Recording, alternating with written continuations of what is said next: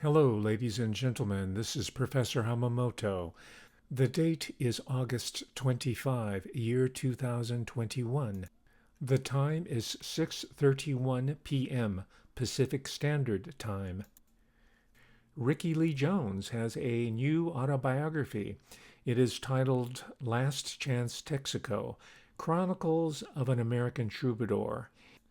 I'll be reading the introduction to the book. Hopefully you'll purchase it and read it all the way through as I'm doing. I am very much interested in what you think about this book, but without giving too much away, I will state that I was delighted by the insight, the degree of sensitivity with which Rickie Lee Jones treats this singular moment in American social history. It's pure Americana. With that, let's go into the reading. Prologue. Here are the histories of my parents and siblings, whose often tragically shaped lives feed my music and personality. Here are the stories of my friends and lovers, co-writers and producers, and those demons and angels who wage a constant battle for my soul. There were cave dwellers, southern hoodoo, urban jails, and some of the most opulent hotels in the world. I've traveled to these places via my Thumb and VW Bug, and a few times the Concorde supersonic jet.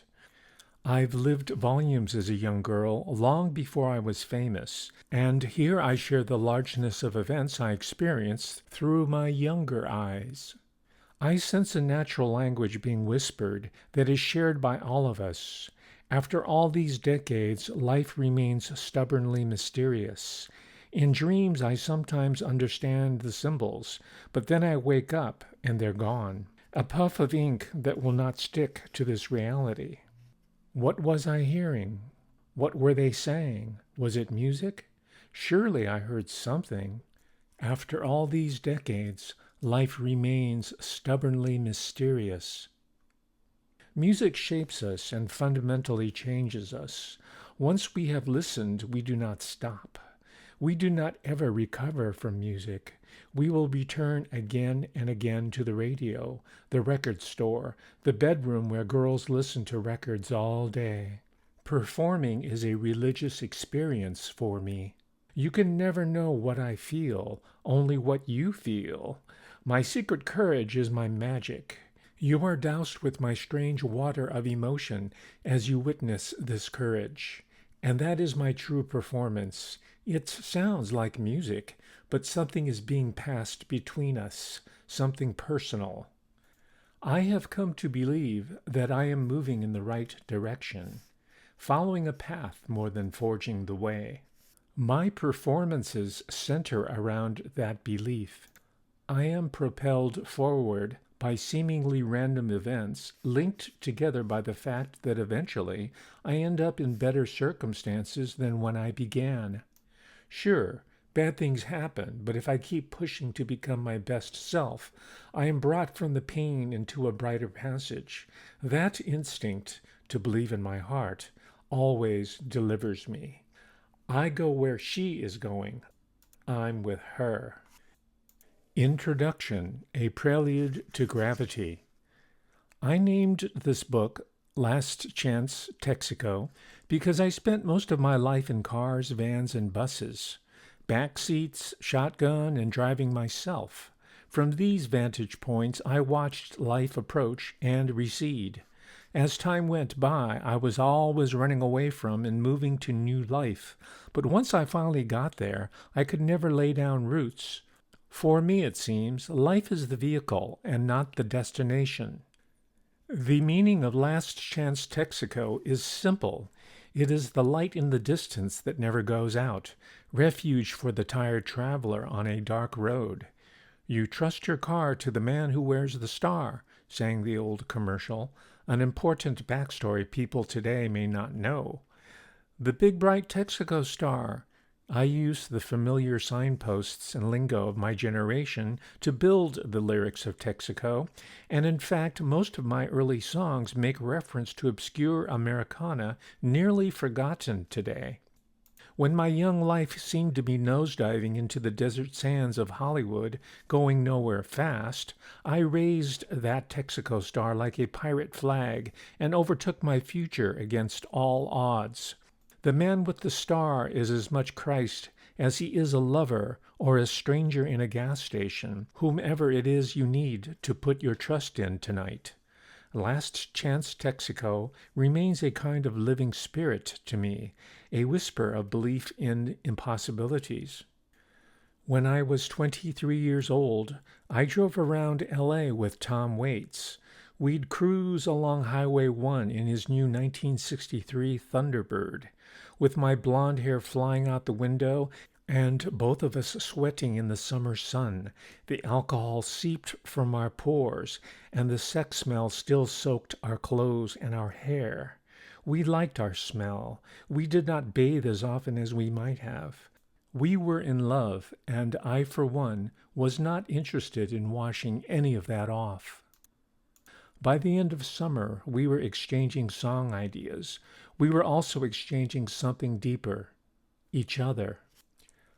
Tom had 2 tattoos on his bicep. He liked to don the vintage accoutrement of masculinity, sailor hats and Bernardo's pointed shoes. The more he tried to conceal his tenderness, the more he revealed a chafed and childlike nature. I adored him. He was my king. In bed, he was the greatest performing lion in the world. I mean to say that Tom was never not performing. Then, quite suddenly, in November, we were no longer seeing each other. I spent the fall driving around with Lowell George, the charismatic guitarist from Little Feat, a local hero who kept his little feet in the street, as it were. He found me there in my squalid basement encampment, and we went driving around in his Range Rover, seated high above the street, studying various motels and apartments where he had spent time with Linda and Vicky and Bonnie, too. He showed me the hotel I would live in one day, the Chateau Marmont, and we sat in the living rooms of managers who would load him up with drugs for the chance to put his signature on paper. He flirted with them all like a child flirts with the devil, toying with their furious drugged-up machinations and escaping, like a child called home by his mother, just before he signed his soul away. Lowell seemed unconcerned about his own mortality. The play was the thing, and that boy could play the guitar. By June, we did not speak much anymore. He'd tried to obtain the publishing rights to Easy Money, and Warner Brothers intervened. It left a very bad taste on both our tongues. I learned that lesson out of the gate. When push comes to shove, money trumps friendship. The next summer, I drove around with Dr. John. It was a very different car, a station wagon used to take his kids to school and bring groceries home to his wife, Libby. He had been married a couple times and had a number of sprouts. He also had a ghost he kept with him, a thing that followed him, watched from behind the curtains in the hotel rooms and the plastic-backed chairs in the diners we visited. I mean to say, it was his addiction. By the end of summer, he left his companion with me, and I drove alone for the rest of the year. Then Sal Bernardi picked me up in a car with broken windows and cardboard to keep the cold out. He drove like Mr. Magoo. "Road hog," cried the New York City cabbies as he careened his vehicle down Fifth Avenue toward the village one snowy December evening in 1978. He was wearing his pajamas and a stocking cap. Sal was always so punk rock. He wrote a melody too tender and too complex to be understood by the alley cats he was inclined to throw his songs at. The apex of my love life corresponds to my career success, and unfortunately, my success corresponded with my drug use. My drug career was short-lived, 3 years from 1980 to 1983. I quit and headed to France, but the damage was done. I did drugs like I did everything else, on fire with no back door. I escaped, of course, and I carried my heart out in a birdcage. But she was burned, and she cried so loud, casting wild notes over water and cloud. Freed of such beauty, she waited to be freed of her sorrow. Maybe that is the picture I see. I turned it into poetry. What else could I do? By the following spring, Waits and I were back together. I remember driving down La Brea Avenue from the airport. Tom and Chuck liked to pick me up at the airport. There was plenty of traffic, so when Chuck E's in Love came on the car radios, it echoed across the stoplights and the exhaust pipes. Tectonic plates of culture and music were colliding around us. The three of us, me residing in the middle, were the last Neanderthals, the holdouts of the Tropicana Motel. Once Tom and I moved in together, a way of life ended. Eskimos began migrating south, and all the mammoths died away. My 1957 Lincoln got mangled that summer by Chuck E. and Mark Vaughn, who went joyriding while I was on tour. When Tom and I broke up, Tom ditched his Cadillac in self-storage, and I left my roughed-up Lincoln with a nurse up north. She worked at the hospital where I nearly died from a heart infection. I quit driving around with people then. I rented cars and lived in hotels. For a long time I looked over my shoulder thinking there was someone behind me. Just the shade of the demon. I was sober, but something was following me. A collage of images from my Chicago infancy is forever glued to my music. I see rickety wooden fire escapes and recall holding my sister's hand in an alleyway. I know the smell of dime store lunch counters where Mother and I ate pie in thick coats of cigarette smoke, the carbon monoxide fumes and air brake screech of the city buses we took. Most of all, I remember Riverview Park, where terrifying rides and bright lights and loud calliopes enchanted me. Speeding carousels with huge wooden horses I was too small to mount, a perpetual state of fear and longing that became the backdrop for so many songs. I must have been lost more than once on that fairway, as Mom stood in line for tickets. Outside the bright spotlight, I wandered toward the dark sea of an unlit backstage where monsters slept. I was drawn to the darkness and terror. No matter how much a ride frightened me, I begged to go on it again and again. We left Chicago in 1959 when I was 4 years old. I grew up in the Arizona of the 1960s. Phoenix was a quiet place in the endless desert, and the radio was our only means of touching the larger world. The Phoenix I knew, ancient and unchanged, is gone now. My family took such a long trip across America that I felt as if I had always lived in the back seat of our 1959 Pontiac. My big brother Danny and I kicked, poked, and tickled each other in a blender of games that turned the long minutes into long hours. Once I kicked my brother right in the balls, and he tore into me like a tornado.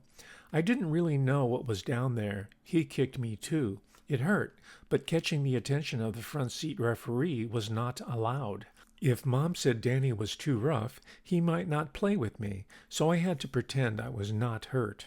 We were shaping rules not only for hurting each other, but for whom we might be as adults. On that magical tour into the USA, we saw stalactites in New Mexico, and in Yellowstone National Park, we encountered bears rummaging through the garbage like homeless Russian astronauts in fur coats. They were as alien to me as if they had dropped from the sky. I knew them as the cartoon yogi, smarter than the average bear, but in person they were hungry as hell. They came up to our car and demanded food, and suddenly I was terrified. "Hurry, roll up the window," with Mom and Danny laughing. They were always laughing at danger. I couldn't understand why they didn't take these things seriously.